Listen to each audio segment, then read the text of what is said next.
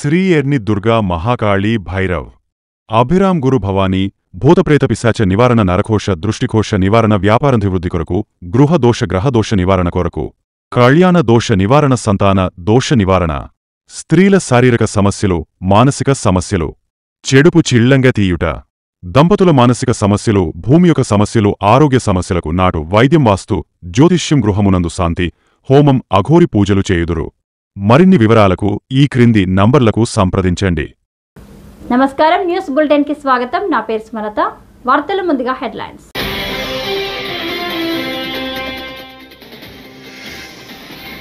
అసంతృప్తి ఉంది కానీ పార్టీ మార్పుపై ఎమ్మెల్సీ జీవన్ రెడ్డి.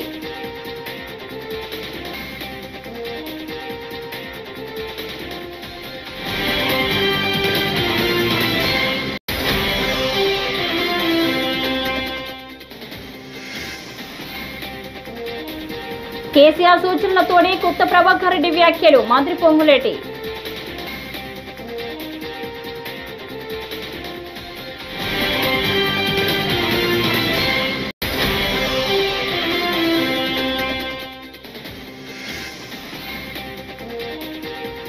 ఎస్సీబీసీ యువకులపై హిందూపురం పోలీసుల అరాచకం. నాగనారాయణమూర్తి ఆగ్రహం.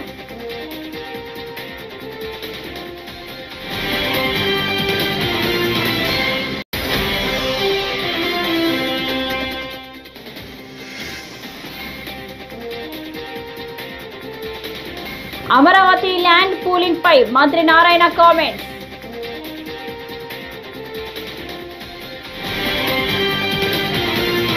ఇక డీటెయిల్స్ వస్తే, పార్టీ మారుతున్నట్లు జరుగుతున్న ప్రచారంపై కాంగ్రెస్ ఎమ్మెల్సీ సీనియర్ నేత జీవన్ రెడ్డి స్పందించారు. అవన్నీ ఊహాగానాలేనని కొట్టిపారేశారు. జిల్లాలో దశాబ్ద కాలం ఒంటరిగా పోరాటం చేశారన్నారు. కాంగ్రెస్ అంటే జీవన్ రెడ్డి అనే విధంగా పార్టీ బలోపేతానికి కృషి చేశారని చెప్పారు. మంగళవారం మీడియాతో ఆయన మాట్లాడారు. రాజగోపాల్ రెడ్డి గారు కానీ, ప్రేమ్ సాగర్ రావు గారు కానీ, వారికి ఉన్నటువంటి ఒక పరిస్థితుల్లో వారు పదవులు ఆకాంక్షించచ్చు. అది పెద్ద ప్రేమ్ సాగర్ రావు గారు senior most Congress politician. Rajagopal Reddy గారు కూడా ఏదైతుందో పదవి ఆశించడం అనేది మనం దాన్ని భిన్నంగా తప్పుగా భావించడం వీల్లేదు. ఎవరే కానీ చెప్పంటారు. నా గురించి ఏదో మీరు అడిగితే నాకు ఆశ్చర్యం కలుగుతుందా? ఇవాళ మొత్తం తెలంగాణ రాష్ట్రంలో ఆయన సీనియర్ మోస్ట్.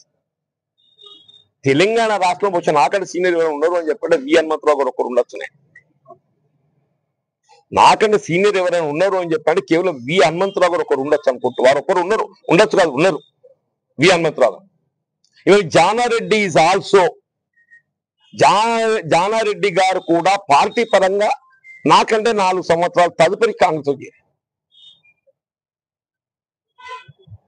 ఇప్పుడు ఇదేనా అంశాల పట్ల భిన్నాభిప్రాయాలు కలిగి ఉండొచ్చు. భిన్నాభిప్రాయాలు ఏర్పడ్డంత మాత్రాన ఏదైతుందో మీరు పార్టీ విడతారు. నాటువంటి గురించి మీరు మాట్లాడటానికి మీకు ఎట్లా వస్తుందే? 4 దశాబ్దాలకు వెళ్ళి ఏదైతుందో నేనే కాంగ్రెస్ నేను అనే విధంగా మీకు 1996 అప్పుడు ఉమ్మడి రాష్ట్రంలో 294 స్థానాలలో Congress was with only 24 seats. I one with 54,000 majority.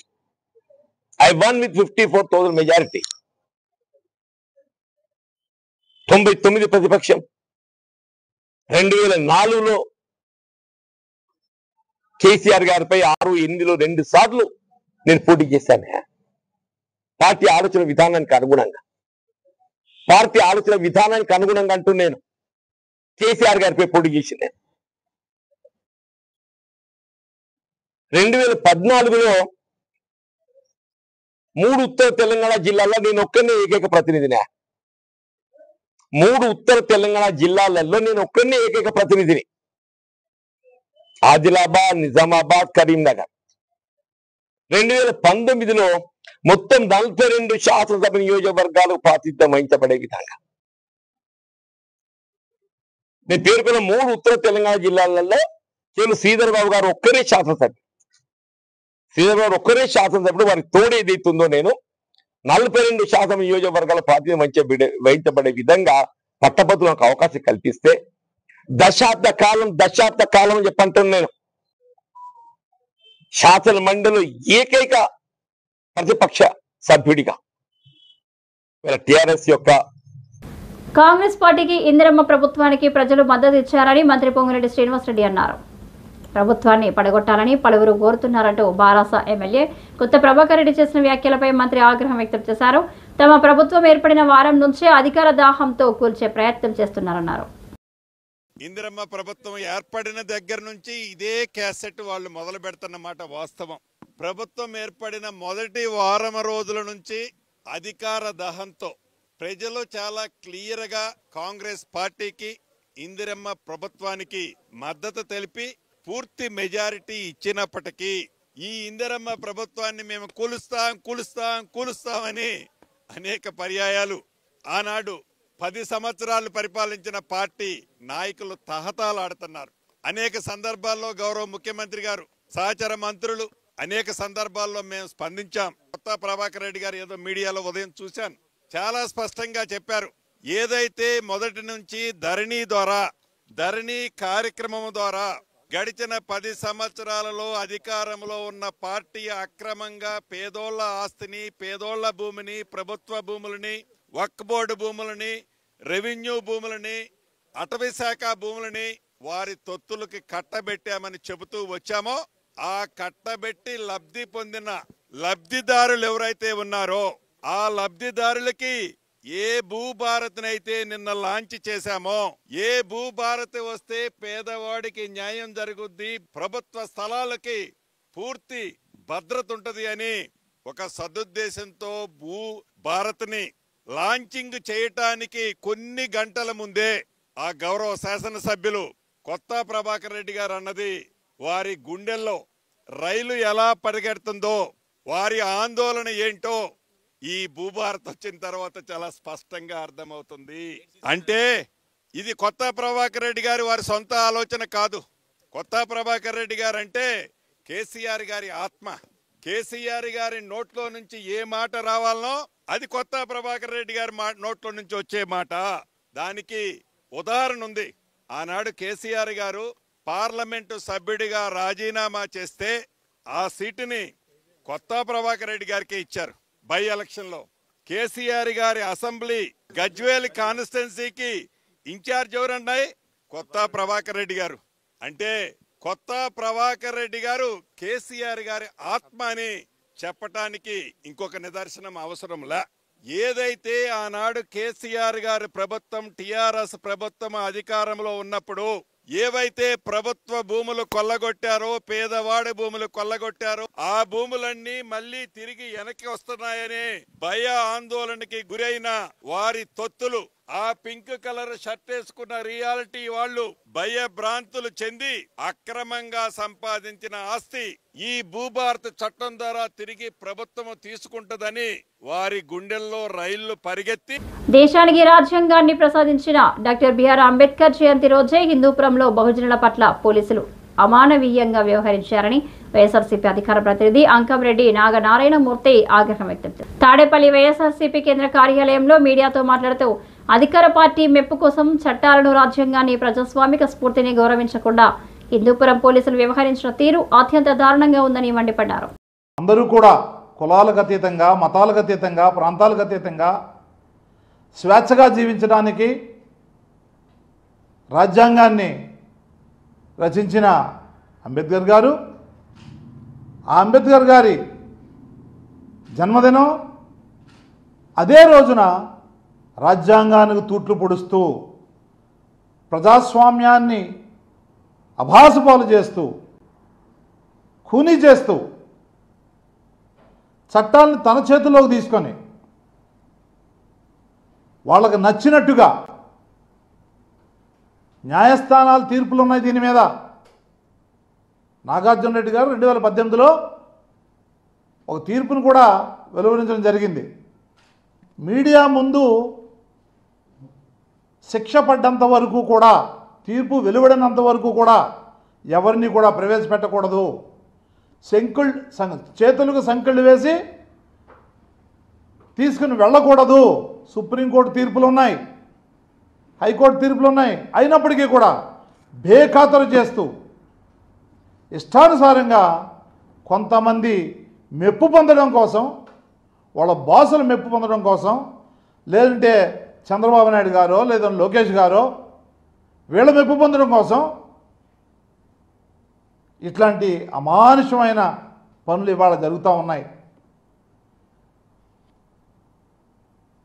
నిన్న ఇద్దరు కుర్రాళ్ళు బీసీ వర్గానికి చెందిన వాల్మీకి లోకేష్ అనేటటువంటి యువకుడు, అంబేద్కర్ నవీన్ అనేటటువంటి ఒక యువకుడు, వీళ్ళిద్దరూ టీడీపీ కార్యకర్త మోహన్, ముదిరెడ్డిపల్లికి చెందిన మోహన్ మాజీ ముఖ్యమంత్రి జగన్మోహన్ రెడ్డి గారిని దూషిస్తూ ఒక వీడియో సోషల్ మీడియాలో ప్రచురిస్తే దాన్ని ఇట్లా ఎందుకు చేస్తున్నారు మీరు, మా నాయకుడిని అవమానిస్తూ ఎందుకు మీరు ఇట్లా మాట్లాడుతున్నారు, ఇట్లాంటి సోషల్ మీడియాలో వీడియోలు ఎందుకు పెడుతున్నారని చెప్పేసి ప్రశ్నించినందుకు ఈ లోకేష్ని కానివ్వండి,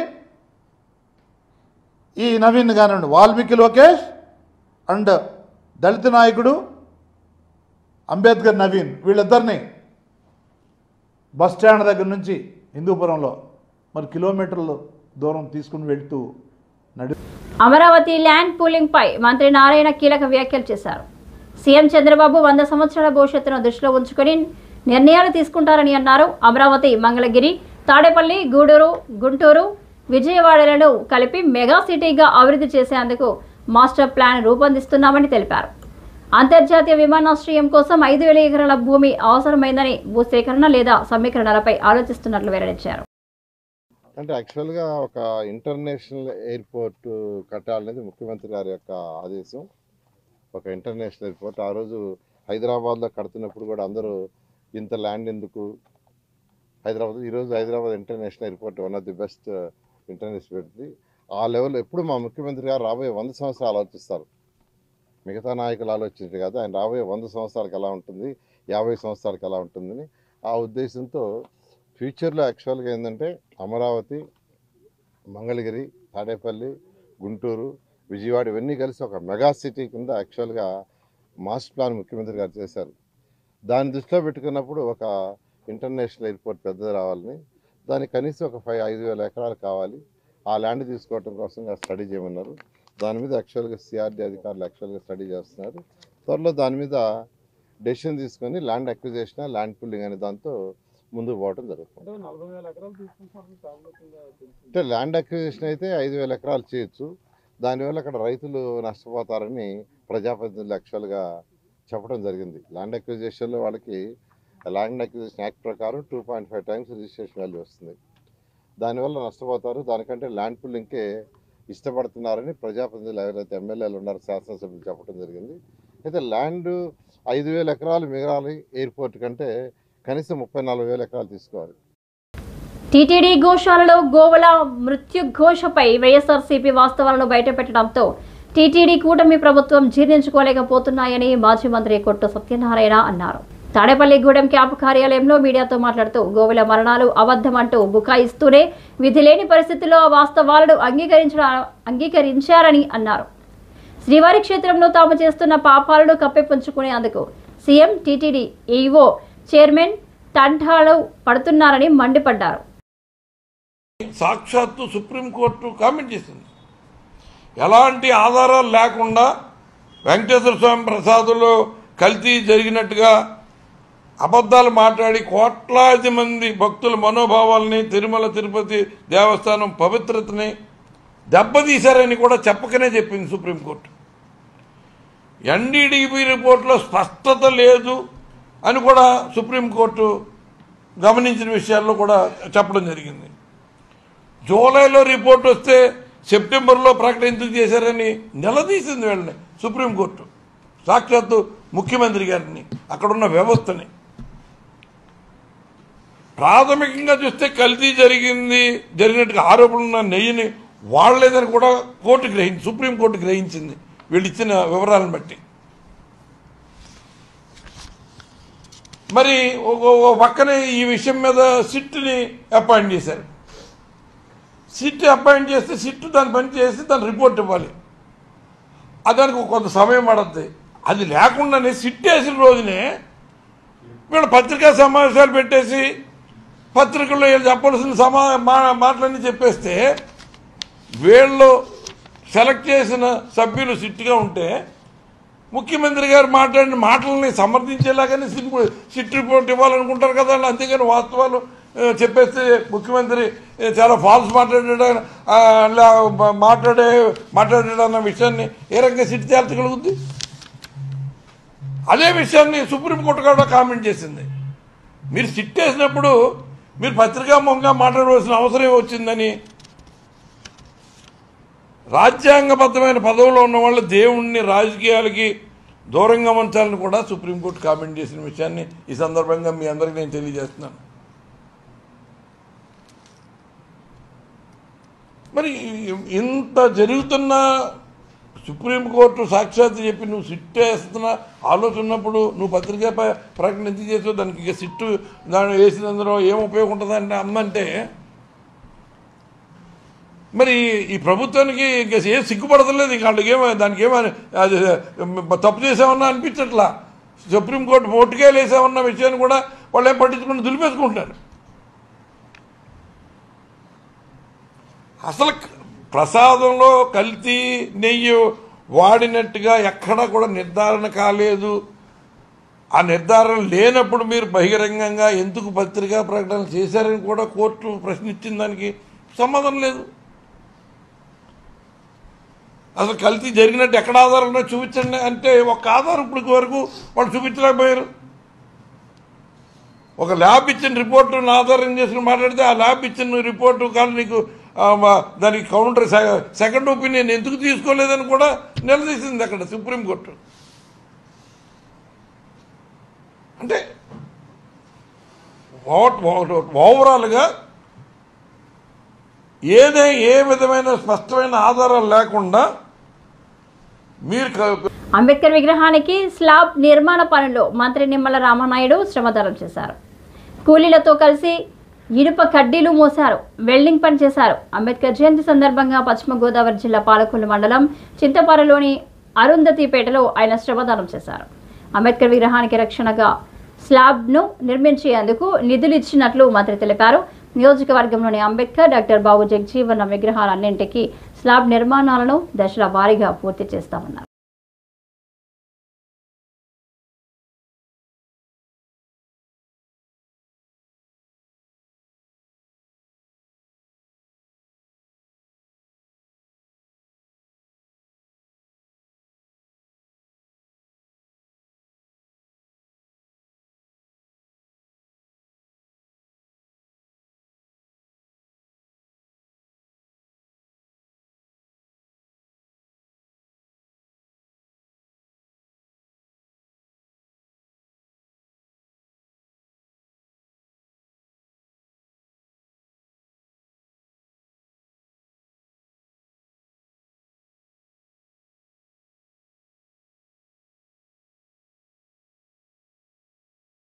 రాజకీయాల్లోకి వచ్చింది. అదేవిధంగా నా తండ్రి పేరున ధర్మారావు ఫౌండేషన్ స్థాపించి సేవా కార్యక్రమాలు చేస్తున్నది డాక్టర్ బిఆర్ అంబేద్కర్ గారి సమాజ స్థాపన ఏదైతే ఉందో దానికి అనుగుణంగా పనిచేయాలనే ఉద్దేశం అని చెప్పి మీ అందరికీ తెలుసు. అందులో భాగంగానే డాక్టర్ బిఆర్ అంబేద్కర్ గారి యొక్క ఆశయాలకు అనుగుణంగా ఆ రోజు 125వ జయంతోత్సవాలను మన పాలకొల్లు నియోజకవర్గంలో సంవత్సరం పొడవునా కూడా అత్యంత అద్భుతంగా ఘనంగా నిర్వహించారు. మన పాలకొల్లు నియోజకవర్గంలో ఉన్నటువంటి ప్రతి అంబేద్కర్ అదేవిధంగా బాబు జగజీవన్ రావు గారి విగ్రహాలకి స్లాబ్లు వేసి అత్యంత సుందరంగా భవిష్యత్తు భావితరాల వారికి వారి యొక్క స్ఫూర్తినిచ్చేటువంటి విధంగా నిర్మాణం చేయాలని సంకల్పించినటువంటి పరిస్థితి. అందుకనే ఏదైతే నా నియోజకవర్గంలో ఆ స్ఫూర్తితో మరి ఈ యొక్క విగ్రహాలకు సంబంధించి స్లాబులు అన్నీ కూడా అత్యంత సుందరంగా నిర్మాణం చేసి మరి ఆ కార్యక్రమాలను చేయడమే కాదు ఆ యొక్క శ్రమదానంలో కూడా అంటే నిర్మాణ పనుల్లో కూడా శ్రమదానం చేస్తూ ఒక సంతృప్తి ఒక తృప్తి. ఇప్పుడు ఈరోజు కూడా మరి ఏదైతే చింతపర్రు గ్రామం అరుంధతిపేటలో ఇప్పుడే అంబేద్కర్ గారి విగ్రహాన్ని చూస్తూ ఉన్నాం. మరి సంవత్సరాల తరబడి అట్లా ఎండకు వానకు తడుస్తూ ఉన్నటువంటి పరిస్థితి.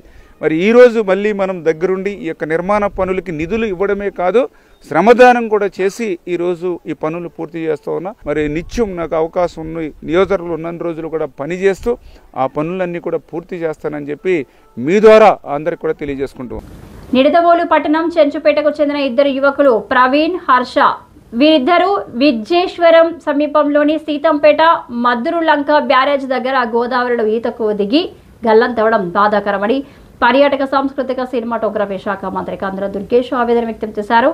ప్రమాద విషయం తెలియగానే సోమవారం సాయంత్రం హుటాహుటిన సంఘటన స్థలానికి చేరుకున్న మంత్రి కందుల దుర్గేష్ కాకినాడలోని ఎస్డీఆర్ఎఫ్ బృందం, స్థానికంగా ఉన్న గజ ఈతగాళ్లు, ఫైర్ సిబ్బంది, మత్స్యశాఖ సిబ్బంది, పోలీసుల సాయంతో దాదాపు గంటకు పైగా గాలింపు చర్యలు చేపట్టారు. లోతు దాదాపు 100 అడుగులు ఉండడం వల్ల యువకుల జాడ ఇంకా తెలియలేదని, గాలింపు చర్యలను తీవ్రతరం చేశామని వివరించారు.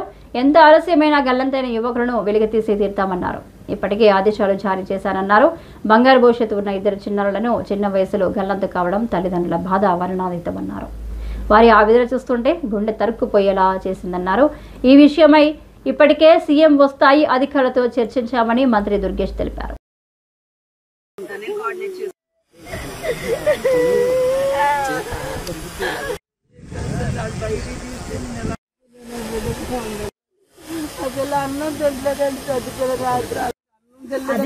అటువంటి చర్చిపేటకు చెందిన ఇద్దరు యువకులు, ఒకరు 10th క్లాసు, ఒకరు ఇంటర్మీడియట్ చదువుతున్నారు విద్యార్థులు.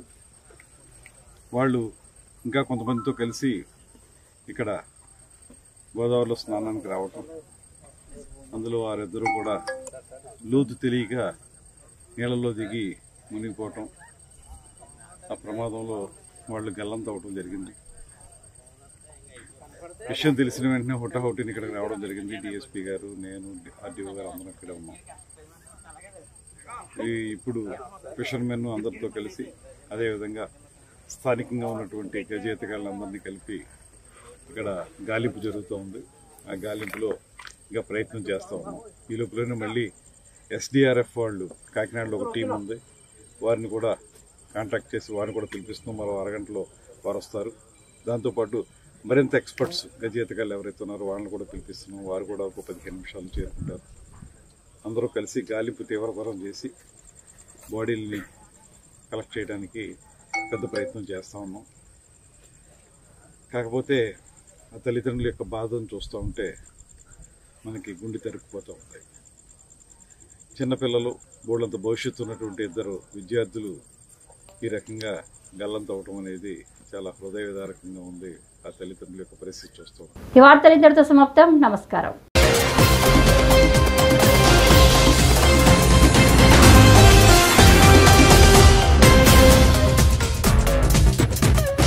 శ్రీ ఎర్ని దుర్గా మహాకాళీ భైరవ్ అభిరామ్ గురు భవానీ భూతప్రేత పిశాచ నివారణ నరకోశ దృష్టికోశ నివారణ వ్యాపారాభివృద్ధి కొరకు గృహదోష గ్రహదోష నివారణ కొరకు కళ్యాణ దోష నివారణ సంతాన దోష నివారణ స్త్రీల శారీరక సమస్యలు మానసిక సమస్యలు చెడుపు చిళ్లంగా తీయుట దంపతుల మానసిక సమస్యలు భూమి యొక్క సమస్యలు ఆరోగ్య సమస్యలకు నాటు వైద్యం వాస్తు జ్యోతిష్యం గృహమునందు శాంతి హోమం అఘోరి పూజలు చేయుదురు.